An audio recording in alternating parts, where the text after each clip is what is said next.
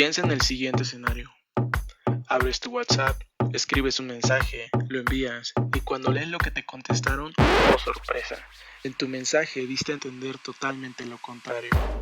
Para evitar lo anterior, hoy te traigo las propiedades del texto. ¿Están listos? Pues iniciamos. Las propiedades del texto son una serie de características las cuales veremos a continuación, y ellas nos permiten que un texto tenga coherencia, cohesión y claridad. En otras palabras, facilita su comprensión. Hablemos un poco del propósito. El propósito es la primera de las propiedades del texto y se refiere a la intención principal que el autor tiene al escribir un texto. El propósito es entender qué es lo que el autor quiere lograr con su texto.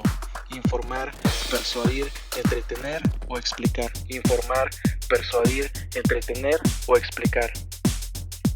Ojo que el propósito y las funciones de la lengua son semejantes, pero no son lo mismo.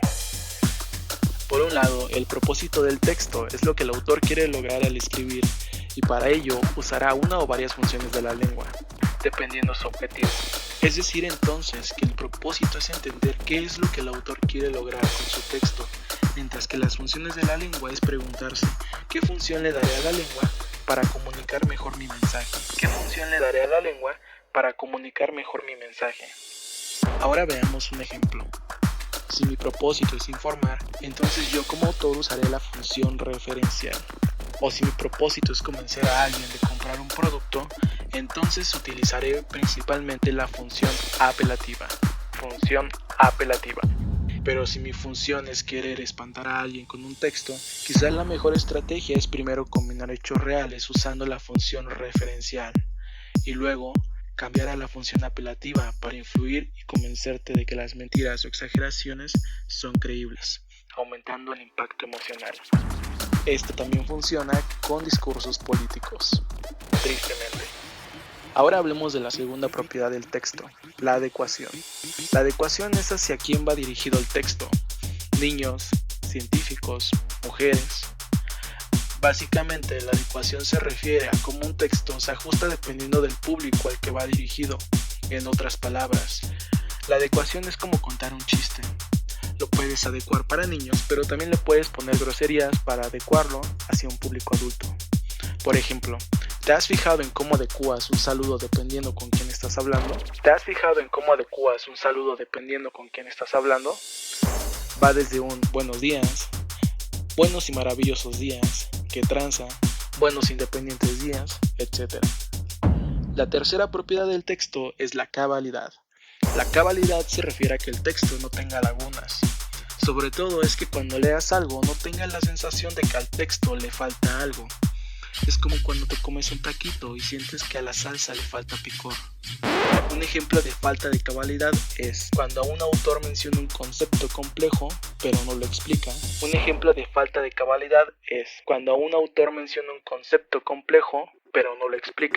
Quiere decir que le falta cabalidad. Otro ejemplo es cuando el autor introduce personajes en una historia sin dar contexto sobre quiénes son.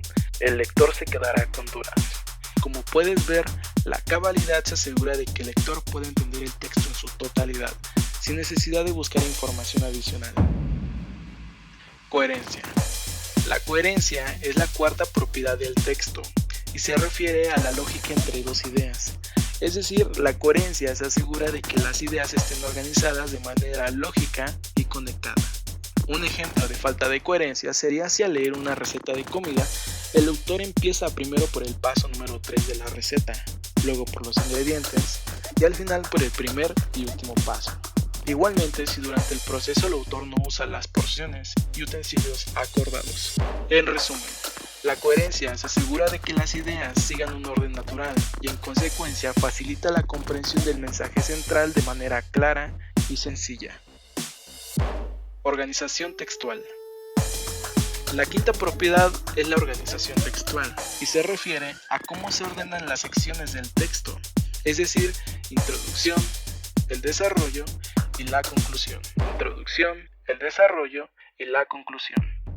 Para tener una buena organización textual, repasemos las secciones del texto. Introducción. La idea detrás de la introducción es presentar el tema. Desarrollo.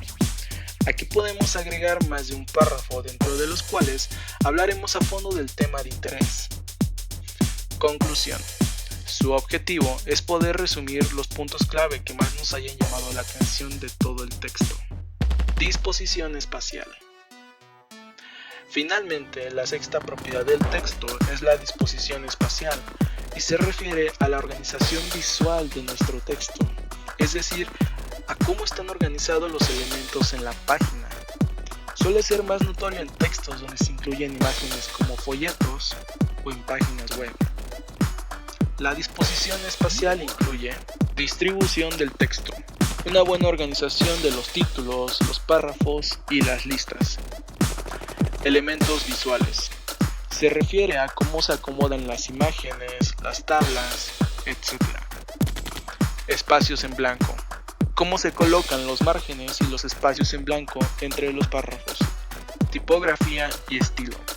El tamaño de la letra, las negritas, las cursivas y en general todo aquello que contribuye a la flexibilidad del texto para poder destacar la información importante. En resumen, propósito, intención principal, comunicar, informar, adecuación, hacia quién va dirigido, niños, adultos, científicos, cabalidad, leer el texto sin necesidad de leer información adicional para entenderlo, coherencia, lógica entre ideas, organización textual, organización del texto, principio, desarrollo, conclusión, disposición espacial, organización visual del texto. Estas propiedades textuales básicamente nos ayudan a que lo que escribamos tenga sentido y se entienda. En términos más sencillos, las propiedades hacen que un mensaje escrito tenga sentido y logre cumplir con su propósito, ya sea informar, convencer o simplemente entretener, como se vio en videos anteriores.